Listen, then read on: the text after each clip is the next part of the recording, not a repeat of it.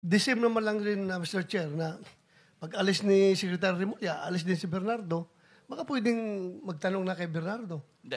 Ang kasunduan natin, pagbalik na lang, kasi hahaba eh. And they have work to do. So we are accommodating them in the same manner that we accommodated Alcantara, Engineer Alcantara, to be brought immediately to the DOJ for evaluation, for some procedure. Then after that, we can have all the time in the world. Maski hanggang madaling araw, kung gusto mong tanongin si Yusek Bernardo, O sir, pero you can.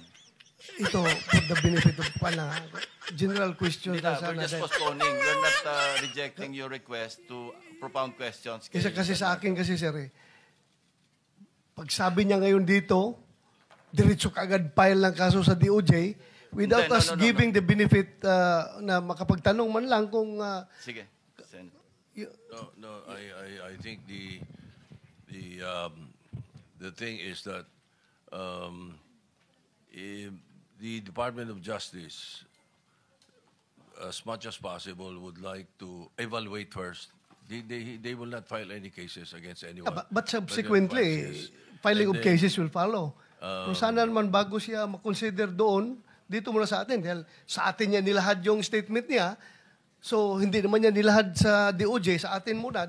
So sana makapagtanong tayo bago natin turn over sa DOJ for their consideration.